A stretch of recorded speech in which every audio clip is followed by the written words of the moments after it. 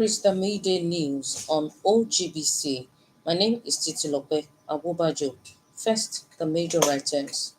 President Tinubu congratulates Nigerian football award. The Ogun State governor is reiterating support for the families of fallen heroes.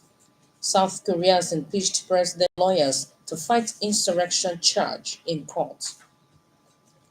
President Bola Tinubu has congratulated Super Eagles forward Ademola Lookman on winning the 2024 CAF Men's African Footballer of the Year. He also hailed Super Falcons goalkeeper Ms. Chiamaka Nnadozie for clinching the CAF's Women's Goalkeeper of the Year award and the Super Falcons for being named Women's National Team of the Year.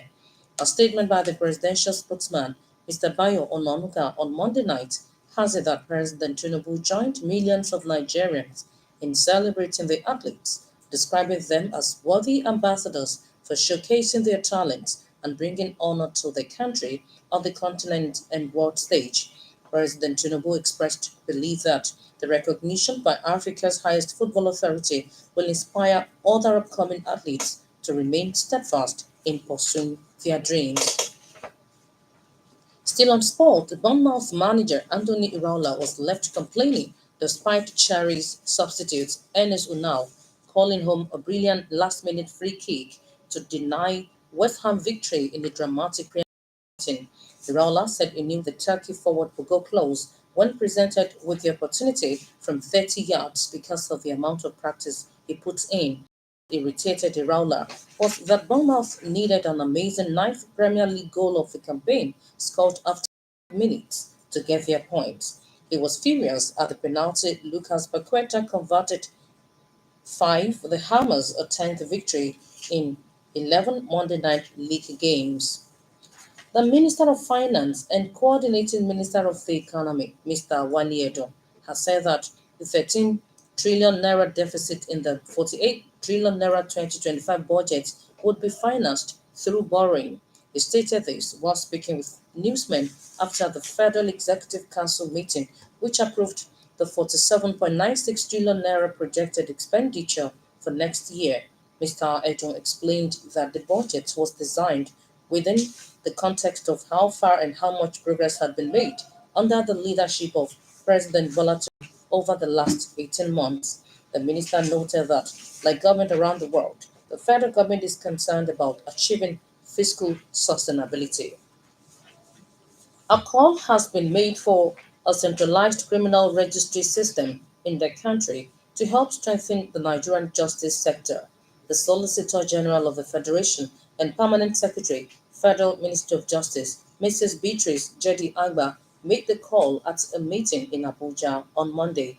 She noted that leveraging technology is an essential key in justice delivery, as an ineffective case management system contributes to recurring inefficiencies.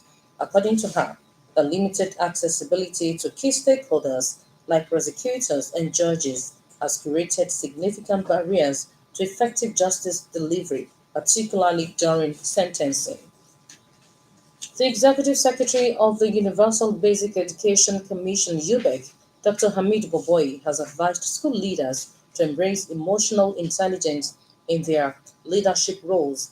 Dr. Boboyi, who gave the advice at a workshop in Abuja on Monday, emphasized the importance of mentoring and coaching young school leaders to prepare them for future administrative responsibilities.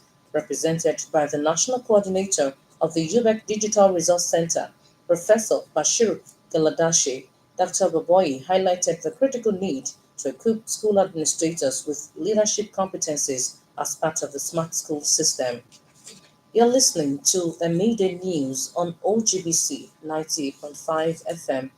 The unity in diversity being enjoyed in the country is as a result of the unwavering commitment of the military personnel to the oneness of the nation.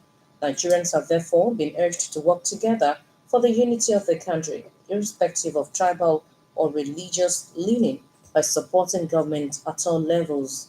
The Ogun State Governor, Prince Dapo Abiodun, stated this at the emblem launch of 2025 Armed Forces Remembrance Day held on Monday at Okemoson, Abeokuta. Governor Abiodun, who assured that his administration would continue to prioritize the welfare of the families of the fallen heroes, said efforts will be intensified to strengthen the relationship with the security agencies in the state. From other lands, South Korea's impeached president, Mr. Yoon Suk Yeol, did not commit insurrection by declaring martial law and will fight the charge in court. This was made known this Tuesday by the impeached president defense team.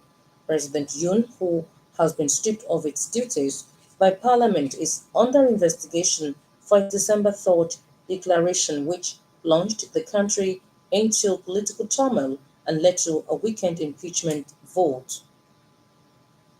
Mr. Suk Dong-yu of Lim's legal team said Mr. Yoon's imposition of martial law does not meet the requirements to constitute insurrection. The comments came hours after investigations had notified Mr. Yoon that he would face possible arrest if he did not appear by Saturday for questioning over his attempt to suspend civilian rule.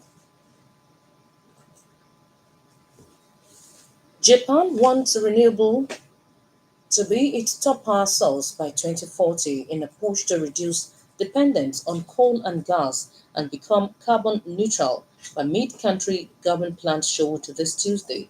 13 years after the 2011 Fukushima disaster, nuclear power is also projected to play a major role in helping to meet growing energy demand from A1, from AI and chip factories. The government had already said it wants the world's fourth largest economy to be carbon neutral by 2050. Under the new plans, renewables such as solar and wind are expected to account for 40 to 50% of electricity generation by 2040.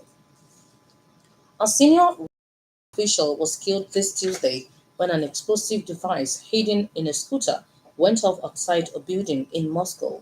The commander of Russia Armed Forces Chemical, Biological, and Radiation Defense Troops, Mr. Igor Kirillov, was killed along with his deputy when the blast went off as the two men left a building in southeastern Moscow. The blast shattered several windows of the building and severely damaged the front door. Mr. Kirillov, who had been in his post since 2017, was sanctioned in October by Britain over the alleged use of chemical weapons in Ukraine.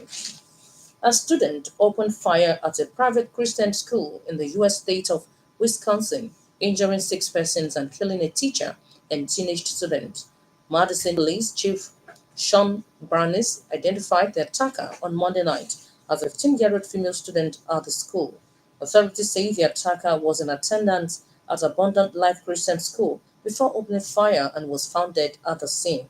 Chief Barnes said the police had not identified a motive in the shooting and the suspect's family was cooperating with the investigation. No nation can develop beyond the aspiration of our people. Think and act positively for a better Nigeria. To end the media news, another look at the major items.